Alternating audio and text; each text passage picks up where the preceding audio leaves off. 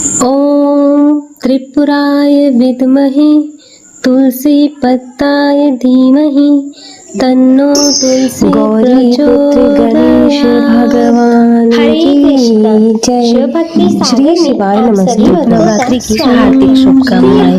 आज नवरात्रि का तीसरा दिन पूजा करने का आज इस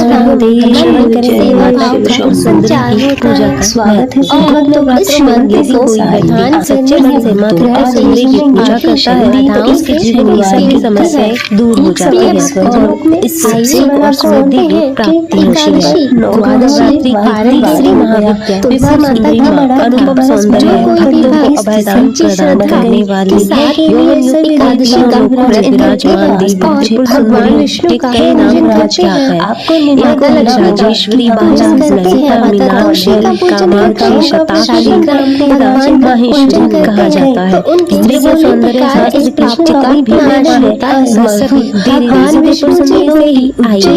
देवी राजा विक्रमादित्य देवी के पूजन में अनिवार्य रूप से देवराज समाचार करते हैं होती है। और 16 कलाओं के साम्राज्य अपने से तो राजा विक्रमादित्य संग्राम में असुरों को वश में कर दिया था। श्री दुर्गा चतुर्थी में सभी देवी और विष्णु के कारण किसी को छोटा या बड़ा करता है।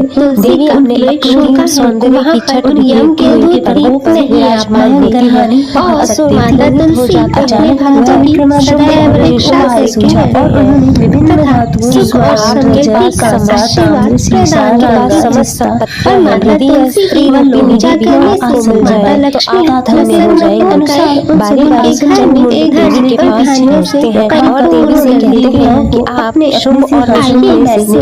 वरण कर लो। देवी कहती है कि मैंने राजा विक्रमादित्य ने जो भी मुझे युद्ध में परास्त कर देगा मैं इसी का वरण करूंगी। कालांतर में देवी से युद्ध होता है और चंडमुंड और शुंभ का वध होता है। शनिदेव सबसे ऊंचे आसन पर बैठने के पार्वती का प्रतिनिधित्व करने वाली देवी बताया है।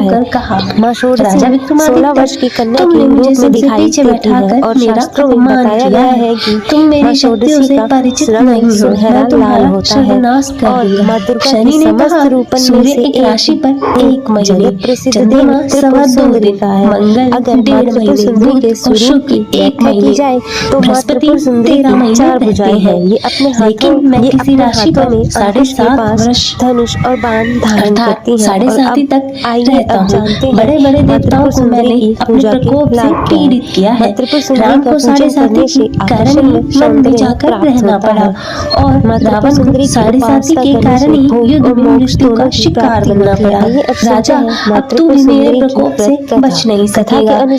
इसके बाद अन्य ग्रहों के देवता तो प्रसन्नता के साथ चले गए, परंतु शनिदेव बड़े क्रोध के साथ वहां से विदा हुए। राजा विक्रमादित्य पहले की तरह ही न्याय करते रहे। उनके राज्य में भी सभी स्त्री पुरुष आनंद से जीवन यापन कर रहे थे। समस्त देवताओं ऐसे ही बीत गए। उस शनि देवता ने अपने अपमान को पूरे रही थी। राजा विक्रमादित्य से बदला लेने के लिए शनिदेव ने एक दिन जिसके परिणाम से व्यापारी का रूप धारण किया और बहुत से लोगों के साथ उज्जैनी नगरी में जा पहुंचे। राजा विक्रमादित्य ने राज्य में किसी घोड़े के व्यापारी आने का समाचार सुना तो अपने अश्वपाल द्वारा घोड़े खरीदने के लिए कर भेजा। घोड़े बहुत शिव कीमती थे। अश्वपाल द्वापर युग में वापस लौटकर पुत्र के रूप में संबंध बताया तो राजा विक्रमादित्य ने दे दिया। स्वयं आकर एक सुंदर शक्तिशाली घोड़े को भगवान किया। घोड़े की चलने के लिए राजा उस घोड़े पर सवार हो गए। मूर्ति में घोड़ा बिजली की गति से दौड़ पड़ा। तेजी से दौड़ता घोड़ा राजा को दूर एक जंगल में ले गया और फिर राजा क्रोध से वहां गिरा कर जंगल में कहीं गायब हो गया। राजा अपने नगर को लौटने के लिए जंगल में भटकने लगा, लेकिन उन्हें लौटने का कोई रास्ता नहीं मिला। देवराज इंद्र के राज्य के समान ही उसने भंडार सुनने के बाद उसे राज्य बाहर मिला किया और राजा ने राज करने लगा। इसके बाद पानी पीकर राजा ने उस चरवाहे को अपनी चारों तरफ से घेर लिया। भयभीत इंद्र ने नारद की शरण में जाकर इस समस्या का निवारण का उपाय राजा ने एक सेठ के पास इंद्र के पूछने पर देवाशीष नारद ने आराध्य शक्ति की तो राजा ने उसे बताया कि मैं मन से मां की आया हूँ। राजा ने करने का सुझाव दिया। राज इंद्र ने देवी की आराधना की। सेठ जी ने राजा को बहुत भाग्यवान समझा और खुश होकर उसे अपने घर भोजन के लिए ले गए। सेठ के घर में सोने का एक हार खूंटी पर लटका हुआ था। राजा को उस कमरे में छोड़कर सेठ कुछ देर के लिए बाहर गया। तभी एक आश्चर्यजनक घटना घटी। राजा के देखते देखते सोने का हार उस खूंटी ने निकाल लिया। सेठ ने कमरे में लौटकर हार को गायब देखा तो चोरी का संदेह राजा पर ही किया, क्योंकि उस कमरे में राजा ही अकेला बैठा था। सेठ ने अपने नौकरों से कहा कि इस परदेसी को रस्सियों से बांधकर नगर के पास ले चलो।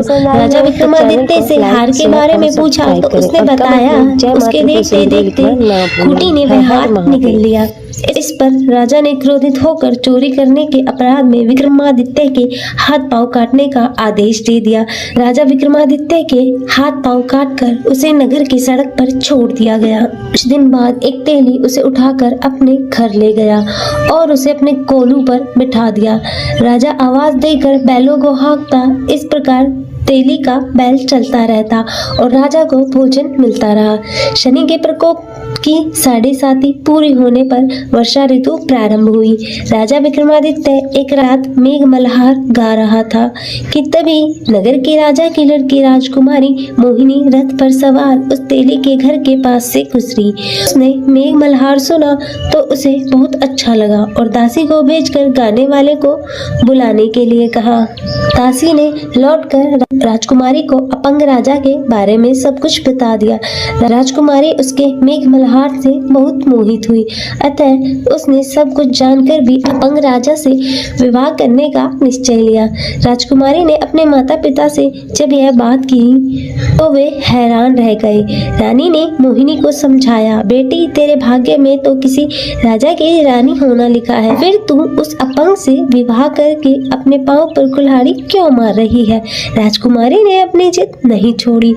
अपनी जिद पूरी कराने के लिए उसने भोजन करना छोड़ दिया और प्राण त्याग देने का निश्चय कर लिया। राजा रानी को विवश होकर अपंग विक्रमादित्य से राजकुमारी का विवाह कराना पड़ा। विवाह कराने के बाद राजा विक्रमादित्य और राजकुमारी तेली के घर में रहने लगे। उसी रात स्वप्न में शनिदेव ने राजा से कहा, राजा तुमने मेरा प्रकोप देख लिया, मैंने तुम्हें अपने अपमान का दंड दिया है। राजा ने शनिदेव से क्षमा करने को कहा और प्रार्थना की, हे शनिदेव आपने जितना दुख मुझे दिया है अन्य किसी को ना दे। शनिदेव ने कुछ सोचकर कहा, राजा मैं तुम्हारी प्रार्थना स्वीकार करता हूँ।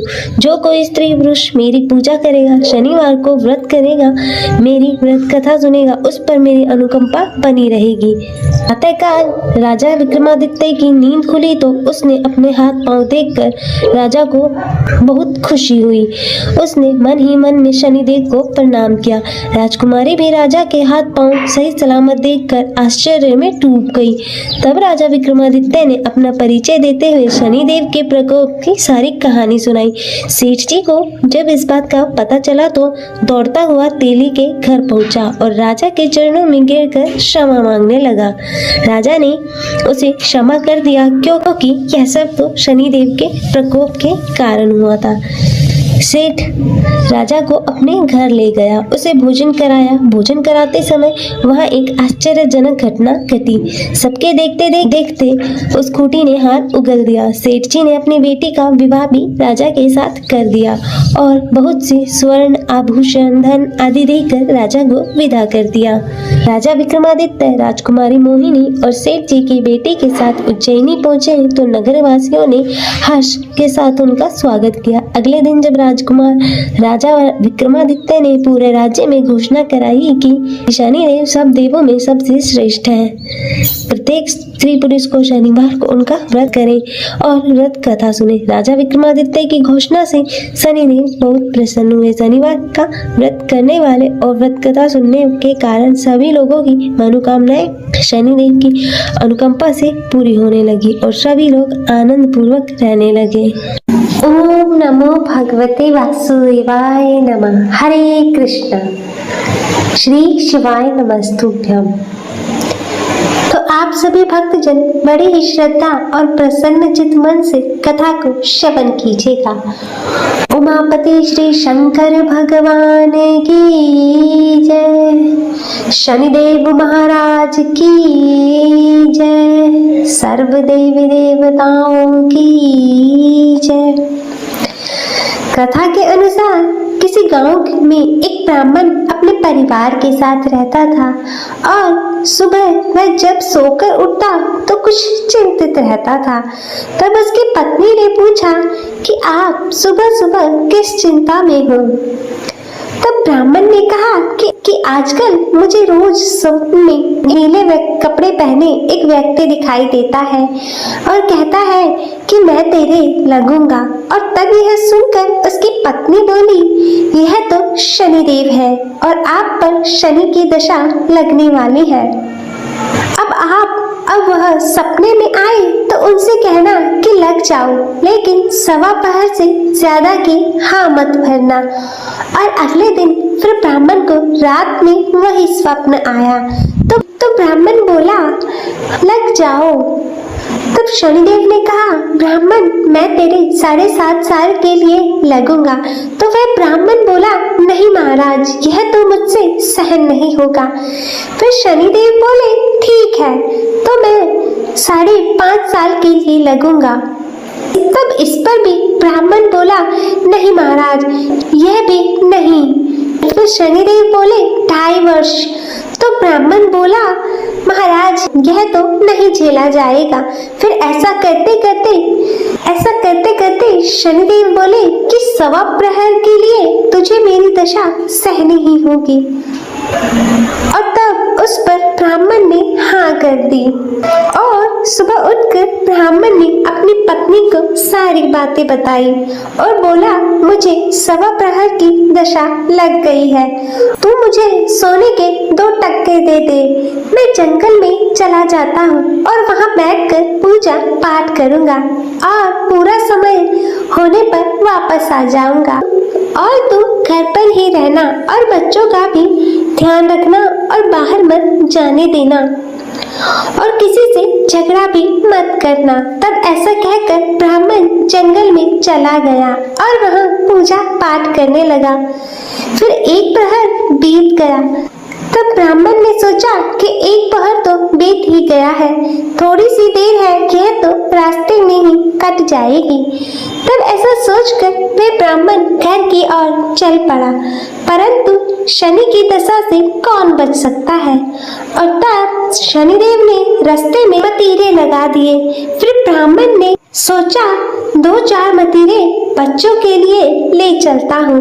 और ब्राह्मण ने माली को आवाज लगाई, परंतु माली नहीं आया। तो ब्राह्मण ने एक सोने का टका वहां रखकर 2 मतीरे तोड़ लिए और अपने थैले में रखकर आगे चल दिया। फिर शनिदेव राजा के सैनिक का रूप धरकर आए और बोले कि यह तेरे थैले में क्या है। तब ब्राह्मण बोला, मैं मतीरे तोड़कर लाया हूँ। वे बोले, थैला खोलकर हमें दिखाओ। और फिर जैसे ही थैले में देखा तो मतीरों की जगह राजा के बेटे का सर दिखाया। तो वह ब्राह्मण को पकड़कर राजा के पास ले गई और कहा, इसने आपके दोनों पुत्रों को मार डाला है और इसके थैले में उनके सिर है। तब यह सुनकर राजा के होश उड़ गए और तब राजा बोला कि इस ब्राह्मण को फांसी पर लटका दो। और जब ब्राह्मण को फांसी दी जाने लगी तो ब्राह्मण बोला, मैं अपना पूजा पाठ कर लूं, फिर मुझे फांसी पर लटका देना, यह मेरी आखिरी इच्छा है। तो राजा बोला, ठीक है। और ब्राह्मण की दशा का जो थोड़ा समय बचा था वह पूजा पाठ करने में पूरा हो गया। और तब उधर राजा के दोनों लड़के शिकार खेलकर वापस आ गए और उन्हें देखते ही राजा हैरान हो गया और उसने सोचा कि यह क्या मेरे बेटे तो जिंदा है। तब राजा ने ब्राह्मण की फांसी रुकवा दी और राजा बोला, तूने यह क्या किया। तो ब्राह्मण बोला, महाराज कोई जादू या टोना नहीं किया है, मुझ पर तो शनि की दशा लगी थी और उसी का परिणाम है यह जो भी सब हुआ। तब राजा ने पूछा, दशा लगने पर क्या उपाय करना चाहिए? तब ब्राह्मण बोला, यदि राजा के शनि की दशा लगे तो पति का दान करना चाहिए, और किसी सेठ या साहूकार के लगे तो ताले घड़े का दान करना चाहिए, और साधारण गृहस्थ को लगे तो काले कुत्ते को तेल से चुपड़ी रोटी खिला दे, पीपल में जल दे और कथा कहानी करे। इससे और फिर इसके प्रभाव से इसके बाद राजा ने ब्राह्मण को छोड़ दिया। और जैसे ही ब्राह्मण घर पहुंचा तो उसकी पत्नी ने पूछा, पहले क्या लाए हो? तो ब्राह्मण बोला, मतीरे लाया हूँ बच्चों के लिए। तब पत्नी ने थैला खोलकर देखा तो मतीरों की जगह धन हो गया था। तो पत्नी ने पूछा, इतना धन कहाँ से लाए हो? आपको तो शनि की दशा लगी थी। तब ब्राह्मण बोला, जब दशा लगी तो मतीरे की जगह सिर करवा दिए, फांसी पर चढ़वाने की तैयारी हो गई, और उतरी तो मतीरों की जगह धन कर दिया। हे शनि महाराज, जैसी हालत ब्राह्मण की शनि की दशा लगते हुए करी, वैसी किसी की मत करना, और जैसी दशा शनि उतरते समय करी, वैसी कृपा सब पर करना। सभी प्रेम से बोले श्री शनिदेव महाराज की जय। ओम भगभवाय विद्महे मृत्युरूपाय धीमहि तन्नो शनिः प्रचोदयात्। हरे कृष्णा, श्री शिवाय नमस्तुभ्यं। प्रिय भक्तजनों, आप सभी का शिव भक्ति संसार में हार्दिक स्वागत है। आज हम इस वीडियो में श्रवण करेंगे भगवान शनिदेव की आरती। तो आइए भक्तजनों शुरू करते हैं। जय जय श्री शनिदेव भक्तन हितकारी, जय जय श्री शनिदेव भक्तन हितकारी, सूर्यपुत्र प्रभु छाया महतारी, जय जय श्री शनिदेव भक्तन हितकारी, सूर्यपुत्र प्रभु छाया महतारी, जय जय श्री शनिदेव। श्याम अंग वक्र दृष्टि चतुर्भुजा धारी, श्याम अंग वक्र दृष्टि चतुर्भुजा धारी, नीलांबर धारनाथ गज की स्वारी, जय जय श्री शनिदेव भक्तन हितकारी, सूर्यपुत्र प्रभु छाया महतारी, किरीट मुकुट शीश रजत दीपत है लिलारी, मुक्तन की माला गले शोभित बलिहारी, जय जय श्री शनिदेव भक्तन हितकारी, सूर्यपुत्र प्रभु छाया महतारी, जय जय श्री शनिदेव। मोदक मिष्टान पान चढ़त है सुपारी, लोहा तिल तेल उड़द महिषी अति प्यारी, जय जय श्री शनिदेव। जय जय श्री शनिदेव भक्तन हितकारी, सूर्यपुत्र प्रभु छाया महतारी, जय जय श्री शनिदेव। देव धनुष ऋषि मुनि सुमिरत नर नारी, सुमिरत नर नारी, विश्वनाथ धरत ध्यान शरण है तुम्हारी, विश्वनाथ धरत है ध्यान शरण है तुम्हारी, जय जय श्री शनिदेव भक्तन हितकारी, सूर्यपुत्र प्रभु छाया महतारी, जय जय श्री शनिदेव। बोलो श्री शनि भगवान की जय, सूर्यपुत्र की जय। प्रिय भक्तजनों, मैं आशा करती हूँ कि आप सभी को यह कथा पसंद आई होगी। वीडियो अच्छी लगी हो तो इसे लाइक करें, ज़्यादा से ज़्यादा शेयर करें, और कमेंट में शनिदेव महाराज की जय लिखना ना भूलें, और चैनल को सब्सक्राइब कर नोटिफिकेशन बेल को ज़रूर ऑन करें। हर हर महादेव। ओम नमः शिवाय।